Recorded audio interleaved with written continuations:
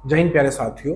आज UP GK के most important सवाल मैं आपको कराने वाला हूं, जो बार बार रिपीट होते हैं। आप सवालों को देख के खुद जज कर लोगे कि हाँ, यही सवाल बार बार पूछे जाते हैं। अगर ये सवाल आपको पता नहीं है, याद नहीं है, तो एक ही समस्या का विषय खड़ा हो जाता है। पहला सवाल देखना क्या कह रहा है यहाँ पर। पहले सवाल में कह रहा है कि उत्तर प्रदेश में सर्वप्रथम किस पक्षी विहार की स्थापना की गई थी। उत्तर प्रदेश में सबसे पहले किस पक्षी विहार की स्थापना की गई थी, ये हमसे पूछना चाह रहा है। तो आंसर आप क्या लगा दोगे दोस्त? इसका आंसर हो जाएगा नवाबगंज पक्षी विहार। अगर इसकी स्थापना की बात की जाए तो इसकी स्थापना हुई थी 1957 में। और ये पूछा जाएगा हमसे कि नवाबगंज पक्षी विहार किस जिले में है। तो अगर हमसे जिला पूछा जाएगा दोस्त, जिला, तो हम बता देंगे उन्नाव। कौन सा है दोस्त? उन्नाव। उन्नाव जिले में ये पड़ता है। कौन सा? नवाबगंज पक्षी विहार। करंट का सवाल ये बनेगा कि इसका नाम बदल के अब क्या कर दिया गया। अब इसका नाम नवाबगंज पक्षी विहार नहीं है, बल्कि क्या है? इसका है शहीद चंद्रशेखर आजाद पक्षी विहार। अब इसका नाम बदलकर क्या कर दिया गया है? शहीद चंद्रशेखर आजाद पक्षी विहार कर दिया गया है। ठीक है भाई। तो मोस्ट इंपोर्टेंट जो बाकी फैक्ट मैंने यहाँ पर लिख दिए। ऑप्शन नंबर 20 का बिल्कुल सही हो जाएगा। इसकी रेंज की अगर बात की जाए तो इसकी रेंज है 102 किलोमीटर। 102 किलोमीटर इसकी रेंज हो जाती है। अगले सवाल पर आ जाते हैं। देखना भाई क्या कह रहा है इस सवाल में। इसमें कहा जा रहा है हमसे, इसमें कह रहे हैं, देखना, बहुत अच्छे सवाल लेके आऊं आपके लिए आज। उत्तर प्रदेश का राजकीय वृक्ष क्या है? ये बहुत लॉलीपॉप सवाल है। आगे आगे बढ़ोगे अच्छे अच्छे सवाल और ज्यादा मिलेंगे। क्या पूछ रहा है? राजकीय वृक्ष किसका? उत्तर प्रदेश का। तो उत्तर प्रदेश का राजकीय वृक्ष हो जाता है अशोक। कौन सा? अशोक हो जाता है। अगर इसमें पशु की बात की जाए, पशु, अगर पशु की आप बात करोगे तो ये बन जाता है बारहसिंगा। अगर आप पक्षी की बात करोगे, पक्षी, यहाँ पर पक्षी होगा, पशु नहीं होगा, तो ये बन जाएगा सारस या क्रोंच बन जाता है। खेल की अगर मेरे दोस्त बात करोगे, खेल की, तो खेल क्या हो जाता है? बोले हॉकी हो जाता है। और अगर आप पुष्प की बात करोगे तो राजकीय पुष्प बन जाता है पलाश। ठीक है भाई। अगले सवाल पर आ जाते हैं। सवाल नंबर अगला ये रहा मेरे लल्ला। बहुत अच्छे अच्छे सवाल लेके हैं, बहुत बढ़िया बढ़िया सवाल है, मन खुश हो जाएगा पढ़ के। क्या कह रहा है दोस्त? इसमें कह रहा है हमसे उत्तर प्रदेश की सबसे लंबी नहर कौन सी है। हमसे कह रहे हैं कि उत्तर प्रदेश की सबसे लंबी नहर कौन सी है। इसकी नहर है सबसे लंबी शारदा नहर। ठीक है भाई। अगले पर आ जाते हैं। सवाल नंबर अगला ये रहा मेरे लल्ला। क्या कह रहा है देखना इसमें। इसमें कहा जा रहा है हमसे, थोड़ा बोर्ड की दिक्कत चल रही है, अभी सही हो जाएगी ये भी। देखना सवाल नंबर यह है आपके सामने। ये कह रहा है, थोड़ी सी माफी चाहता हूं, ये कह रहा है हमसे निम्नलिखित में से किस नदी के तट पर गोरखपुर जनपद स्थित है। ये कह रहा है किस नदी के तट पर गोरखपुर जिला बसा हुआ है। तो गोरखपुर जनपद कहां पर है? तो आप कह दोगे राप्ती नदी पर है। कौन से पर? राप्ती नदी पर है। अगर मैं कहूं कि सरयू नदी पर कौन है, तो आप कहोगे अयोध्या। अयोध्या, अयोध्या जो है मेरे दोस्त वो कहां पर है? सरयू नदी पर स्थित है। ठीक है भाई। अगले पर आ जाते हैं। सवाल नंबर अगला ये रहा मेरे लल्ला। क्या कह रहा है देखने इस सवाल में। इस सवाल में कहा जा रहा है हमसे, देखना, उत्तर प्रदेश में बहने वाली गोमती नदी, उत्तर प्रदेश में बहने वाली गोमती नदी किस स्थान पर गंगा नदी से मिलती है। तो आपका आंसर आना चाहिए कहां पर? गाजीपुर में। ऑप्शन नंबर सी इसका आंसर हो जाएगा। अगले सवाल पर आते हैं। अगले सवाल क्या कह रहा है दोस्त? देखना इस सवाल में हमसे कहा जा रहा है चौधरी चरण सिंह स्टेडियम उत्तर प्रदेश के किस जिले में स्थित है। बढ़िया सवाल है। देखो क्या कहा गया कि चौधरी चरण सिंह स्टेडियम उत्तर प्रदेश के किस जिले में है। तो आप कहोगे ये हो जाता है मुजफ्फरनगर में। देखो यहां पर चौधरी चरण सिंह स्टेडियम है। अगर चौधरी चरण सिंह हवाई अड्डा अगर पूछा जाएगा, कौन सा दोस्त? हवाई अड्डा। हवाई अड्डा पूछा जाएगा तो ये हो जाएगा लखनऊ में। कहां पर? लखनऊ में। चौधरी चरण सिंह स्टेडियम अगर पूछा जाएगा तो मुजफ्फरनगर में। चौधरी चरण सिंह हवाई अड्डा पूछा जाएगा तो लखनऊ में। ठीक है भाई। इतनी बात याद रखोगे? बोले हाँ जी रखेंगे। अगले सवाल पर आते हैं। सवाल नंबर अगला ये रहा मेरे लल्ला। क्या कह रहा है इसमें? देखना इसमें कह रहे हैं उत्तर प्रदेश की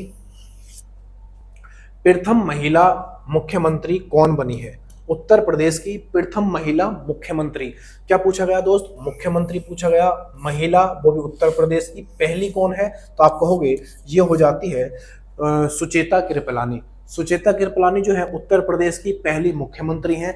अगर महिला हमसे पूछी गई है तो पुरुष कौन है, तो आप कहोगे ये है गोविंद बल्लभ पंत। गोविंद बल्लभ पंत जो है उत्तर प्रदेश के पुरुष पहले मुख्यमंत्री हैं। अगर आपसे राज्यपाल पूछा जाएगा, अगर आपसे राज्यपाल पूछा गया तो कि उत्तर प्रदेश की पहली महिला राज्यपाल कौन है, तो ये बन जाती है सरोजनी नायडू। कौन बनती है? सरोजनी नायडू। ठीक है भाई, महिला अगर पूछा जाएगा। अगले पर आते सवाल नंबर अगला, ये रहा मेरे लल्ला। क्या कह रहा है इसमें? इस सवाल में हमसे कहा जा रहा है उत्तर प्रदेश के किस स्थान का दशहरी आम विश्व प्रसिद्ध है। यानी ऐसा कौन सा स्थान है उत्तर प्रदेश का जहां पर दशहरी आम पूरी दुनिया में फेमस है, तो आप कहोगे ये हो जाता है मलिहाबाद। मलिहाबाद अगर आप कहोगे कहां पर पड़ता है, तो मैं कहूंगा ये पड़ता है प्रयागराज में। प्रयागराज में। ठीक है भाई, तो मलिहाबाद में एक आम की कैटेगरी है, वो है दशहरी आम। दशहरी आम मलिहाबाद में पड़ता है और ये पूरी दुनिया में फेमस है। अगर दशहरी की बात यहाँ पर की गई है तो लंगड़ा कहाँ का प्रसिद्ध है, लंगड़े का आम, तो आप कहोगे ये बनारस का प्रसिद्ध है, बनारस का। तो दशहरी आम जो पूरी दुनिया में प्रसिद्ध है वो है प्रयागराज का मलिहाबाद, और लंगड़े के आम की बात करेगा तो वो है बनारस का। ये भी पूरी दुनिया में फेमस है। ठीक है भाई, अगले सवाल पर आते हैं। ऑप्शन नंबर सी इसका आंसर हो जाएगा। क्या कह रहा है अगले में कह रहा है हमसे, देख लो इसमें कह रहा है उत्तर प्रदेश का न्यूनतम साक्षरता दर वाला जिला कौन सा है। न्यूनतम साक्षरता कहां पर ऐसा है, ऐसा कौन सा जिला है जहां पर न्यूनतम साक्षरता है, तो आप कहोगे श्रावस्ती। कौन सा है दोस्त? श्रावस्ती हो जाता है। अगर न्यूनतम है तो सबसे ज्यादा साक्षरता कहां पर है, तो आप कहोगे गौतम बुद्ध नगर में हो जाती है। उत्तर प्रदेश में सबसे ज्यादा साक्षरता वाला जिला है वो है गौतम बुद्ध नगर, और न्यूनतम अगर पूछेगा तो बन जाएगा कौन सा? श्रावस्ती। ठीक है भाई, अगले पर आते भाई। सवाल नंबर अगला, ये रहा मेरे लल्ला। क्या कह रहा है इसमें? इस सवाल में हमसे कहा जा रहा है उत्तर प्रदेश के या की प्रथम राज्यपाल कौन थे।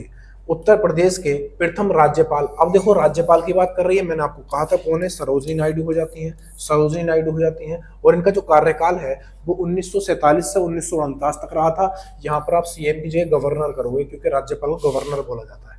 अगले सवाल पर आते, सवाल नंबर अगला, ये रहा मेरे लल्ला। क्या कह रहे हैं भाई?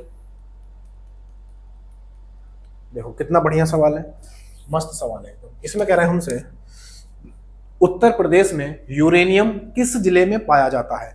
उत्तर प्रदेश में यूरेनियम किस जिले में पाया जाता है, तो आप कहोगे ये पाया जाता है ललितपुर में। ललितपुर में पाया जाता है यूरेनियम। और सोनभद्र में क्या पाया जाता है, तो आप कहोगे पाइराइट। क्या पाया जाता है? बोले पाइराइट पाया जाता है। पाइराइट्स या पाइराइट भी बोल सकते हो, पाइराइट्स भी। तो सोनभद्र में पाइराइट पाया जाता है। ठीक है भाई, अगले पर आते सवाल नंबर अगला, ये रहा मेरे लल्ला। बहुत इंपॉर्टेंट सवाल है, सबके सब छठवे सवाल है सारे। इसमें क्या कह रहे हैं? इसमें हमसे कह रहे हैं उत्तर प्रदेश में परमाणु विद्युत केंद्र कहां पर स्थित है। उत्तर प्रदेश में परमाणु विद्युत केंद्र कहां पर है, तो आपका आंसर आना चाहिए ये हो जाएगा नरोरा में। ठीक है भैया, नरोरा में हो जाएगा। और ललितपुर में क्या पाया जाता है, तो आप कहोगे यूरेनियम पाया जाता है। यूरेनियम अभी पढ़ा था, यूरेनियम।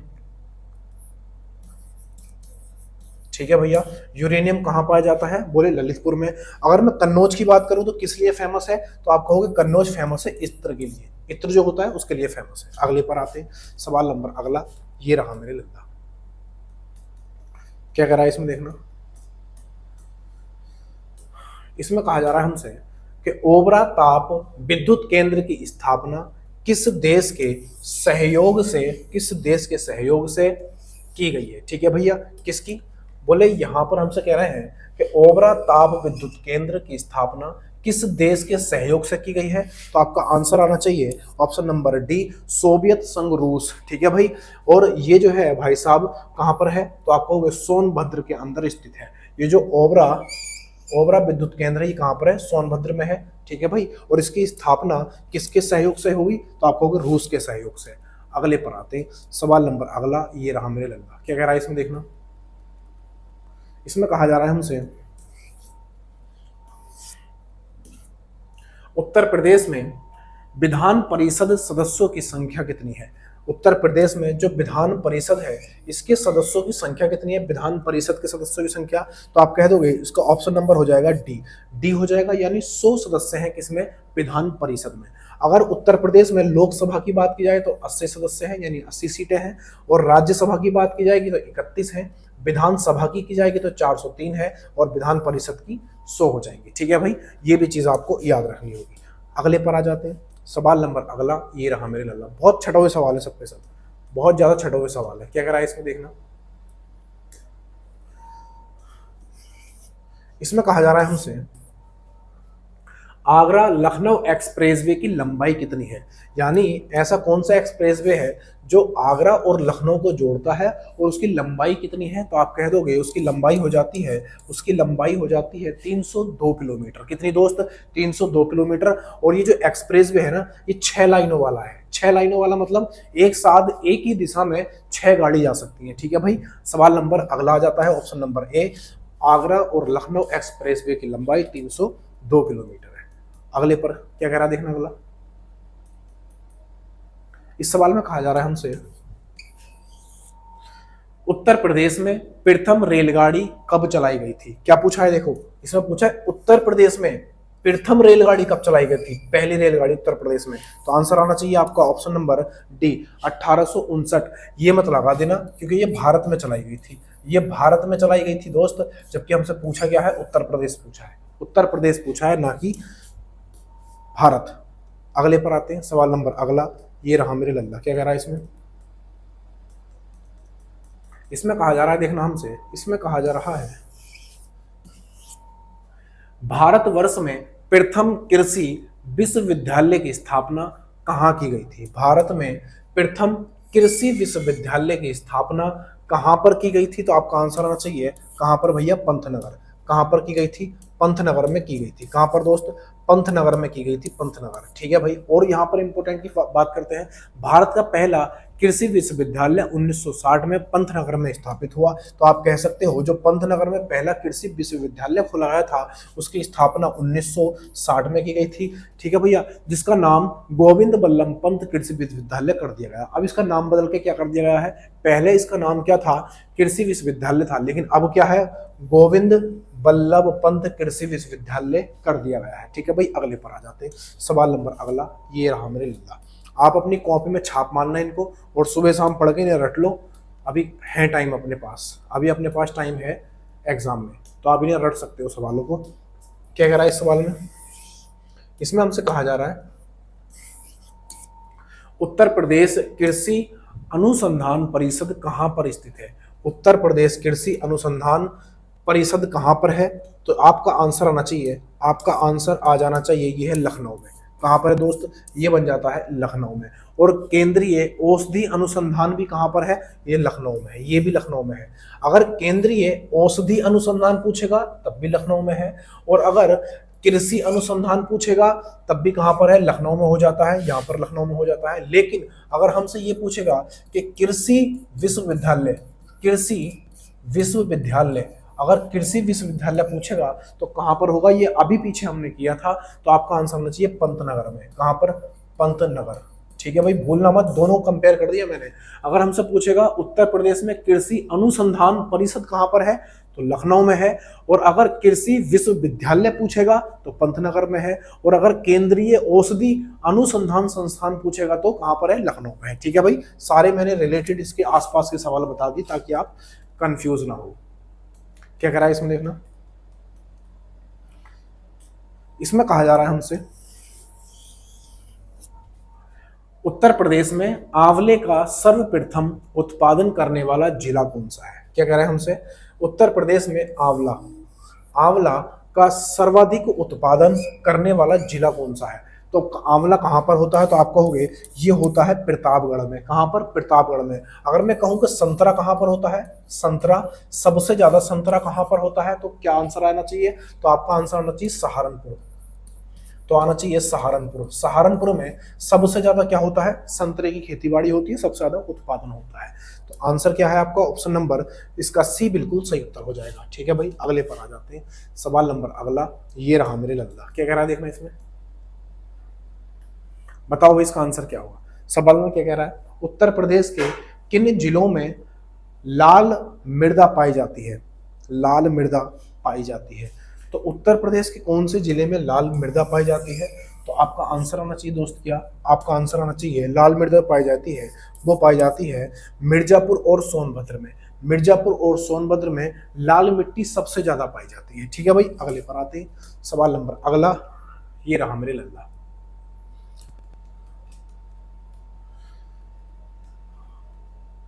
क्या कह रहा है इसमें, ये कह रहा है उत्तर प्रदेश का सबसे छोटा पक्षी विहार कौन सा है। उत्तर प्रदेश का सबसे छोटा पक्षी विहार पूछा है, तो ऑप्शन नंबर क्या बनेगा, ऑप्शन नंबर बी बन जाएगा, पटना पक्षी विहार। सबसे पहला जो सवाल था हमारा वो क्या था दोस्त, वो था कि सबसे पहले किस पक्षी विहार की स्थापना की गई थी। सबसे पहले नवाबगंज पक्षी विहार और सबसे छोटा पटना पक्षी विहार। इस दोनों को याद रखना है। और ये कहां पर पड़ता है, पटना पक्षी विहार कहां पर है, तो आपको एटा में है। पटना में मत कर देना, ये पटना में नहीं है, पटना बिहार में है, लेकिन पटना पक्षी विहार कहां पर है, एटा में है। और बखीरा पक्षी विहार अगर आपसे पूछ जाएगा बखीरा, तो बखीरा पक्षी विहार होता है संत कबीर नगर में। ठीक है भैया। और लाख बेहोशी पक्षी विहार कहां पर है, कन्नौज में है। बहुत इंपॉर्टेंट है, सबको याद कर लेना। अगर सबसे छोटा पूछा जाएगा पक्षी विहार तो पटना के अंदर है, और पटना कहां पर पड़ता है, एटा में पड़ता है। और बखीरा पक्षी विहार संत कबीर नगर में है, और लाख बेहोशी पक्षी विहार कन्नौज में है। एक होता है सांडी, एक होता है सांडी पक्षी विहार कहां पर है, सांडी पक्षी विहार कई बार पूछा जाता है, तो यह है हरदोई में। कहां पर, सॉरी हाँ हरदोई में है। कहां पर है दोस्त, ये हरदोई में है, ये हरदोई में है, इस चीज को ध्यान रखोगे। ठीक है भैया, अगले पर आते हैं।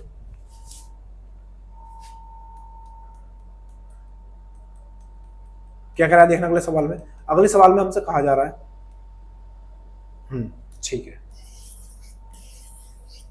ये कह रहा है निम्नलिखित में से किस नदी के जल द्वारा अवनालिका अपर्दन द्वारा बिहाड़ों का निर्माण होता है। किस नदी के जल द्वारा नालिका अपर्दन द्वारा बिहाड़ों का निर्माण होता है, तो कौन सी नदी हो जाएगी, बोले चंबल नदी हो जाएगी। ठीक है भैया। और सबसे अधिक अवलिका अपर्दन करने वाला जो नदी है वो कौन है, चंबल नदी है। और चंबल नदी किसकी सहायक नदी है भैया, ये बताओ। चंबल नदी किसकी सहायक नदी है, चंबल नदी किसकी सहायक नदी है,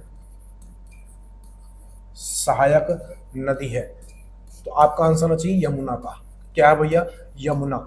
तो चंबल नदी जो है वो यमुना की सहायक नदी है। ठीक है भाई, अगले पर आते हैं। सवाल नंबर अगला ये रहा मेरे लल्ला।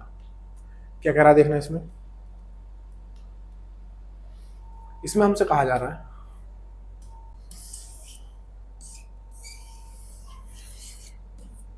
ये कह रहा है उत्तर प्रदेश में पूर्व से पश्चिम की ओर बढ़ने पर वर्षा की मात्रा सामान्यतः कैसी रहती है। जब आप उत्तर प्रदेश में पूर्व से पश्चिम को जाते हो, यानी कि आप इस पूर्व से पश्चिम की तरफ जाते हो, इस तरीके से जाते हो, तो वर्षा की मात्रा सामान्यतः क्या होती है, तो आप कहोगे घट जाती है। कैसी होती है भाई, घट जाती है। लेकिन जब आप इधर से इधर को जाते हो तो बढ़ जाती है। यानी कि दक्षिण पूर्व से जब वो दक्षिण पश्चिम से जब आप उत्तर पूर्व की तरफ जाते हो तो बढ़ जाती है। ठीक है भाई, अगले पर आते हैं। यही वजह होती है कि मासिन राम में जो मेघालय में है सबसे ज्यादा वर्षा होती है। क्या कह रहा देखना अगले सवाल में, ठीक है भैया। इसमें कहा जा रहा है हमसे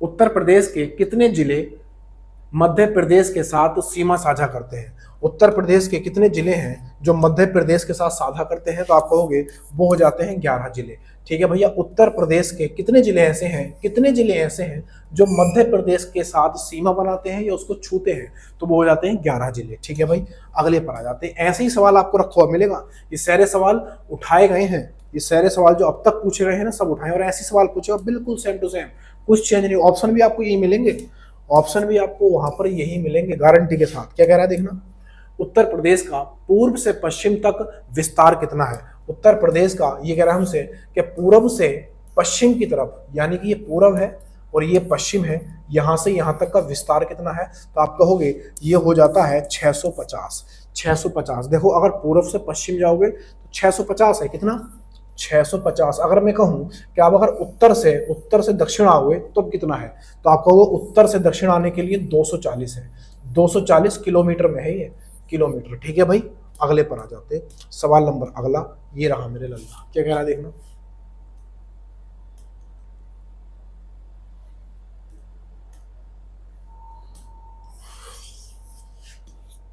इसमें कहा जा रहा है हमसे उत्तर प्रदेश का उत्तर से दक्षिण तक विस्तार कितना है। ये तो मैंने अभी बताया था आपको, ये कितना है 240 किलोमीटर, 240 किलोमीटर। ठीक है भाई, ऑप्शन नंबर है।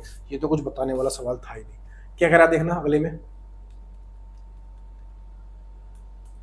इसमें कहा जा रहा है हमसे, इसमें कह रहे हैं वर्तमान में उत्तर प्रदेश का क्षेत्रफल कितना है। वर्तमान में उत्तर प्रदेश का क्षेत्रफल कितना है, तो आप कहोगे 2,40,928 किलोमीटर क्या है भैया, उत्तर प्रदेश का क्या है क्षेत्रफल है। अगर मैं आपसे पूछूं कि भारत का कितना है तो बताओ, भारत का कितना है, भारत का बताओ कितना है, कमेंट करके देखना क्या कह रहा है इस सवाल में।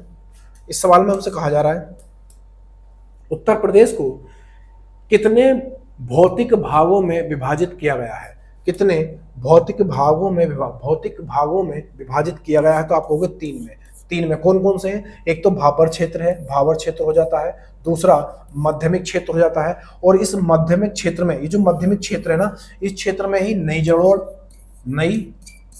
मिट्टी नई जड़ोड़ मिट्टी और पुरानी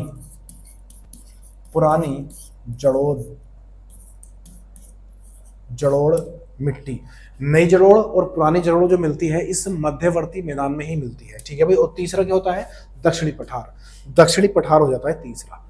अगले में क्या कह रहा है देखना भाई अगला सवाल। इसमें हमसे कहा जा रहा है, इसमें कह रहा है उत्तर प्रदेश की सबसे ऊंची पहाड़ियां सोनाकर और कैमूर जिलों में स्थित है। यानी कि जो अपने पास पहाड़ियां हैं कौन कौन सी हैं, एक पहाड़ी हो जाती है सोनाकर और दूसरी होती है कैमूर। ये कहां पर स्थित है, ये कहां पर स्थित है, तो आप कहोगे ये जो है मिर्जापुर और सोनभद्र में है। जो सोनाकर है वो कहां पर है, मिर्जापुर में है। कहां पर है, बोले मिर्जापुर में है। क्या लिख दिया मैंने, ये है मिर्जापुर में, ये मिर्जापुर में है। और जबकि ये वाली जो है ये सोनभद्र में है। कहां पर है, सोनभद्र। क्या लिख रहा हूं मैं, ये है सोनभद्र में।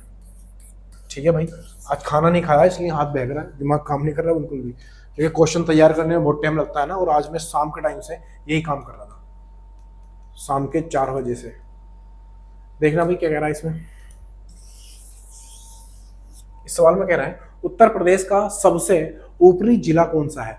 ऊपरी जिला, उत्तर प्रदेश का ऊपरी जिला कौन सा है, तो आप कह दोगे ऊपरी जिला है सहारनपुर। देखो यहाँ पर उत्तर प्रदेश का आप 4 दिशाएं बनाओगे तो सबसे ऊपर है सहारनपुर, सबसे ऊपर है सहारनपुर, और दक्षिण में है सोनभद्र, दक्षिण में है सोनभद्र है दक्षिण में, और पूर्व में है बलिया, पूर्व में बलिया हो जाता है। और ये वाला आप मुझे कमेंट करके बताओ कि पश्चिम का कौन सा जिला है, पश्चिम का आप कमेंट करके बताओ कौन सा है। तो 3 मैंने आपको बताया, चौथा आपके लिए छोड़ दिया।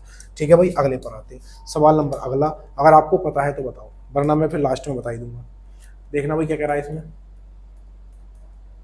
इस सवाल में कहा जा रहा है हमसे, देखना इसमें कह रहे हैं उत्तर प्रदेश के किस जिले में सर्वाधिक वर्षा होती है। उत्तर प्रदेश के किस जिले में सर्वाधिक वर्षा होती है, उत्तर प्रदेश के किस जिले में सर्वाधिक वर्षा होती है, तो आप कहोगे गोरखपुर में। गोरखपुर में सबसे ज्यादा वर्षा होती है। अगर मैं कहूं कि सबसे कम वर्षा कहां पर होती है, सबसे कम वर्षा कहां पर होती है, कहां पर होती है, बताओ कहां पर होती है, कहां पर होती है। चलो मैं बता देता हूं, तो होती है मथुरा में।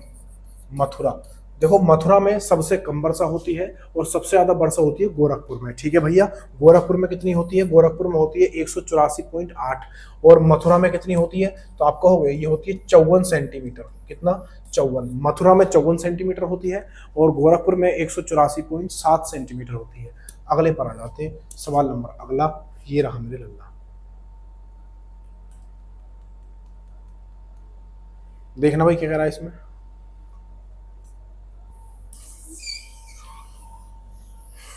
ये कह रहा है उत्तर प्रदेश में शीत ऋतु में तापमान किस ओर से किस ओर बढ़ता है।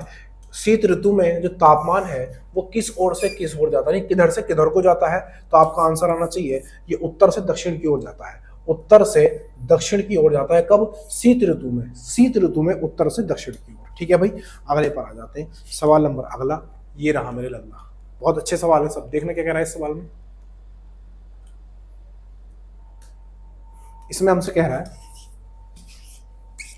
ये कह रहा है उत्तर प्रदेश के किस जिले में सबसे कम वर्षा होती है। अभी बताया था मैंने, लॉलीपॉप सवाल है। सबसे कम वर्षा कहां पर होगी? सबसे कम वर्षा कहां पर होगी? बोले मथुरा में हो जाएगी। कहां पर? मथुरा में हो जाएगी, कोई दिक्कत नहीं होनी चाहिए। कितनी है देखो 54, ये भी मैंने आपको बताया था। अगले पर आ जाते हैं। सवाल नंबर अगला ये रहा मेरे लल्ला। क्या कह रहा है इसमें देखना,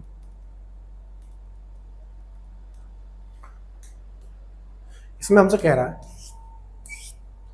उत्तर प्रदेश में वर्षा मुख्यतः किस मानसून के द्वारा होती है। उत्तर प्रदेश में जो वर्षा होती है ये किस मानसून के द्वारा होती है। तो आंसर आना चाहिए दक्षिण पश्चिम मानसून।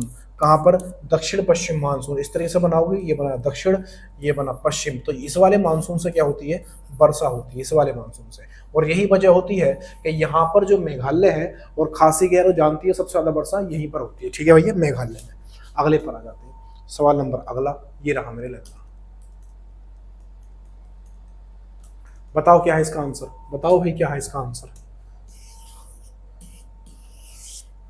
उत्तर प्रदेश का कौन सा नगर सुहाग नगरी कहलाता है? ऐसा कौन सा नगर है जिसको हम सुहाग नगरी के नाम से भी जानते हैं? तो आप कहोगे फिरोजाबाद। किसको? फिरोजाबाद। और फिरोजाबाद क्यों फेमस है? ये है फेमस कांच की चूड़ियों के लिए, कांच की चूड़ियों के लिए,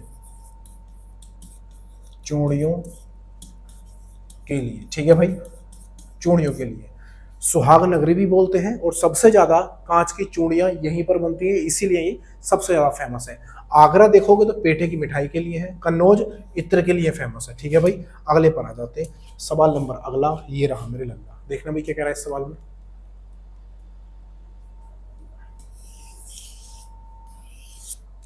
ये हमसे कह रहा है निम्नलिखित में से कौन सा सही सुमेलित नहीं है। निम्नलिखित में से कौन सा सही सुमेलित नहीं है? देखो कन्नौज इत्र के लिए फेमस है, बिल्कुल सही है। बुलंदशहर चीनी मिट्टी के लिए फेमस है, बिल्कुल सही है। चित्रकूट लकड़ी के खिलौने के लिए, बिल्कुल सही है। कौन सा नहीं है पूछा है, तो ये वाला हमारा आंसर हो जाएगा ऑप्शन नंबर डी।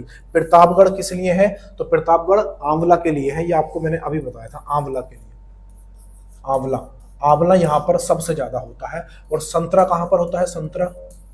संतरा ये सहारनपुर में होता है, ये सहारनपुर में होता है। ठीक है भाई, संतरा सहारनपुर में होता है।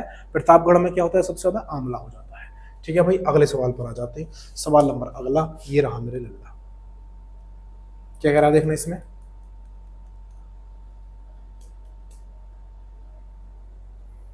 देखना क्या कह रहा है इसमें। कहा जा रहा है उत्तर प्रदेश के निम्नलिखित में से किस जिले में केंद्र सरकार अफीम की फैक्ट्री स्थित है।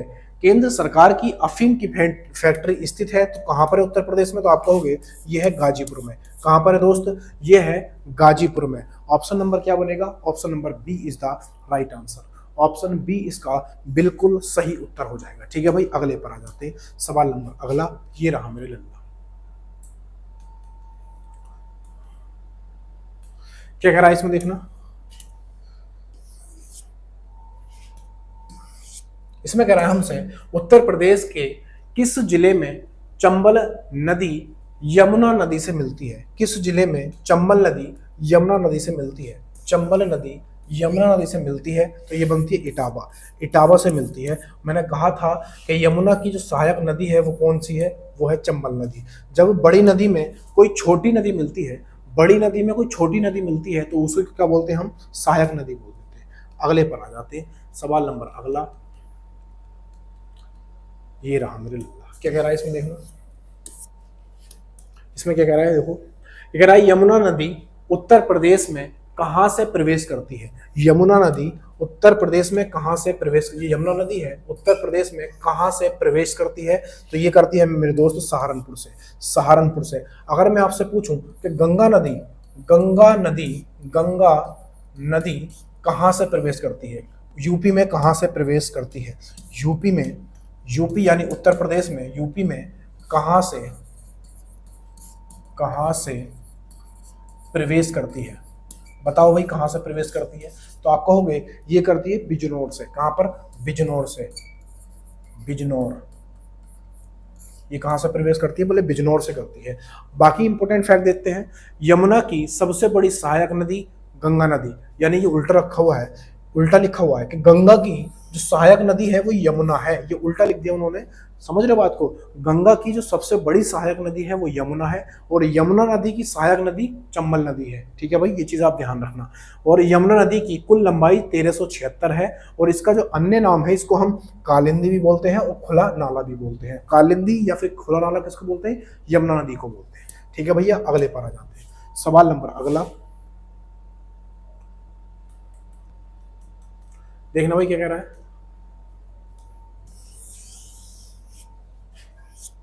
ये कह रहा है अब्दुल करीम खान हिंदुस्तानी संगीत के किस घराने के प्रतिपादक थे? किस घराने के प्रतिपादक थे? तो ये बन जाएगा ऑप्शन नंबर डी, किराना घराने के।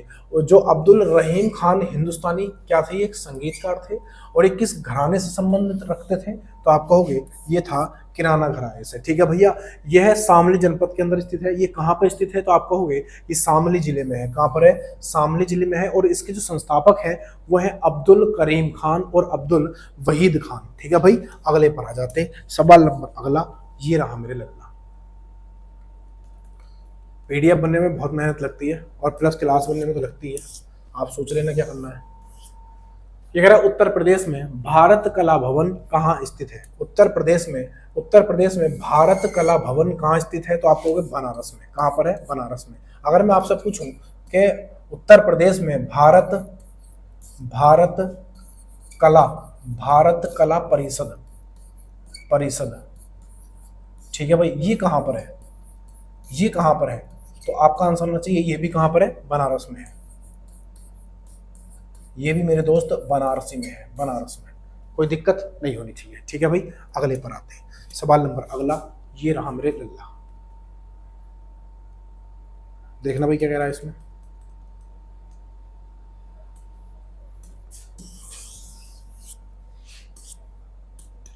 ये कह रहा है अटाला मस्जिद नामक 14वीं शताब्दी की प्रसिद्ध मस्जिद उत्तर प्रदेश के किस शहर में स्थित है? उत्तर प्रदेश के किस शहर में है? तो आप कहोगे जौनपुर में है। कहाँ पर है दोस्त? ये जौनपुर में हो जाता है, और इसका निर्माण जो है इब्राहिम शाह सरकी ने कराया था। किसने कराया था इसका निर्माण? इब्राहिम शाह सरकी ने कराया था। ठीक है भाई, तो आज के लिए मेरे दोस्त इतना ही रखते हैं। वीडियो पसंद आया हो तो लाइक से सब्सक्राइब करके जरूर जाना। अगर ये वीडियो आपको किसी के माध्यम से मिला या यूट्यूब ने आपको दिया है तो चैनल को तुरंत सब्सक्राइब कर लेना। कल को और परसों को भी बहुत अच्छी वीडियो लेके आऊंगा मैं, ताकि आपका पूरा का पूरा यूपी का जो जीके है वो रिवाइज में आ जाए। ठीक है भाई, 100-150 या 300, हाँ 200 के आसपास सवाल कराऊंगा, पूरे का पूरे निचोड़ आपके सामने ला के रख दूंगा। ठीक है भाई, बाकी बातें करेंगे अगली वीडियो में। तब तक के लिए जय हिंद, जय भारत।